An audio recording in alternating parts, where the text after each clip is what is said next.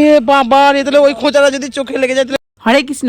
তো hey everyone, good morning, welcome back to my channel Chumki official. তোমরা সবাই কেমন আছো? আশা করছি খুব ভালো আছো, আর আমিও খুব ভালো আছি।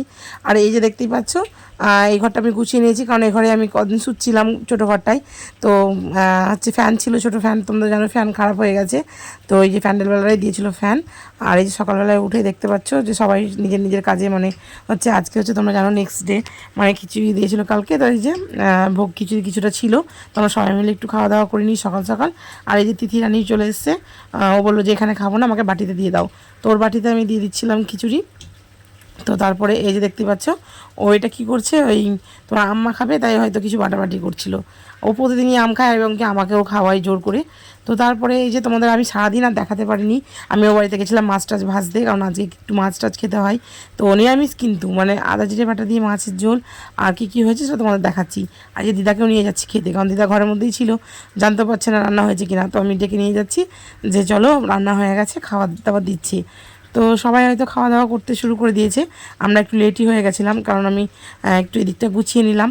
তো তারপরে এই যে দেখতে পাচ্ছ আমাদের বাড়ি, মানে এই বাড়ি থেকে ওই বাড়ি কতটা, তো তোমাদের নিয়ে যাচ্ছি চলো। তো বেশিটা নয়, হয়তো দুটো বাড়ির পর, মানে আমাদের উপর থেকে দুটো বাড়ির পর, নিচ থেকেও দুটো বাড়িরই পর।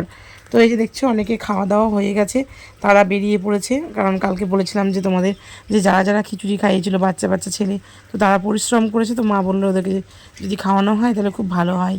তো ওই যে তারপরে বৌদিও যাচ্ছে আর আমরাও যাচ্ছি। তো বৌদির মনে হয় খাওয়া হয়ে গেছিলো, কারণ কি আমরা একা একাই খেয়েছিলাম কি না, বৌদিকে ডেকে নিয়ে গেছিলাম, সরি, কারণ এগুলো আগেও হয়েছে। তো অনেকে এই যে দেখছো ওদের খাওয়া হয়ে গেছে, ওরা দাঁড়িয়ে আছি।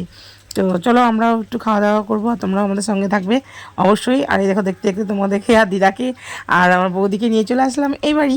তো এই বাড়িটা তোমরা অনেকে আমার মায়ের ভিডিও, মানে বোনের ভিডিও দেখেছো। তো এই যে দেখতে পাচ্ছ এখন হচ্ছে খাওয়া দাওয়া তো হয়েছিল, এটা বেগুন ভাজা, এটা শাক, আর এই যে সয়াবিন আলু আর মানে পটল তরকারি, ডাল, আর মাছটা এখনও নেওয়া হয়নি, তো মাছের ঝোল। তো এই দিয়েই আমাদের খাওয়া দাওয়া হয়েছিল আজকে। মানে তোমার কি বলবো। আর খাওয়া দাওয়া করার পরে যে মানে বোন খাচ্ছিলো, এটা আমার ভিডিও নয়। তো বোন বলছিল মা আর একটু ডাল দাও, ডাল হয়নি। তো দেখো মা আবার খিচুড়ির মতো করে ডাল দিল। আর এই যে এই গামলাটায় রাখা আছে মাছের ঝোল, তো মাছটা পাতে নিয়ে নিই, তাই তোমাদের এইভাবেই দেখিয়ে দিলাম। দেখলেই তো কালকে মাংস ভাগ হয়েছিল, আর আজকে যে জায়গাটা পুরো ফাঁকা, কিন্তু এই যে আমাদের আছে রাধা মাধব, আর কোথায় রোম, আর এই যে এখানে বিন্দা, আর এখানে অনেক কিছুই রাখা আছে। তো এগুলো আজকে না, ওগুলো কালকে সামনে নেবে। আর এদিকে দেখো কড়াই, এদিকে কাস্তে আছে প্রচুর। তো এরকমই হয় পুরো কাজের পর। আমি নোংরা ছিল একটু ঝাঁট দিলাম। লাইক তুমি তো কোনো আমাকে করে বলো, বৌদি লাইকও করে না। ইউটিউবে ইউটিউবে হ্যাঁ ইউটিউবে, ফেসবুক তো দেখতে পাবাই, ফেসবুক সবাই দেখতে পাই। আর এই যে এটা এটা ছোটো ছড়া দেখি ফাটা, তো এটা ওই ওনাদেরই যাদের প্যান্ডেল তাদের, আর তাদের কাছেই ভেঙেছে, আমাদের কাছে না। আর এই যে একজন সারাদিন শুধু ফোন দেখে, একটু ভিডিও করে দেয় না।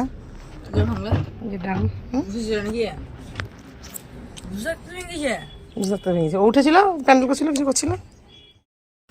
তো দেখো বন্ধুরা, এই যে দেখতে পাচ্ছ তিনটে মূর্তি এক জায়গায়, তো ওটা হচ্ছে আমার মামার ছেলে সিদ্ধার্থ, আর এই যে দেখতে পাচ্ছ আমার ছেলেও আছে, আর এখানে আছে শুভদীপ, আর রবিন আছে, মানে অনেকেই আছে।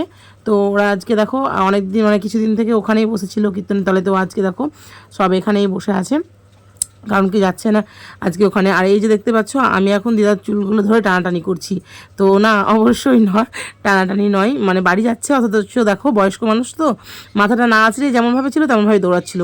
তো শুনছেই না আমার কথা, তাই আমি চুলগুলো সব খুলে দিলাম, না খুলে দিলে তো চলে যাবে, তো খুলে দিলাম দিয়ে আমি মাসিকে বললাম চিরুনি নিয়ে আসতে।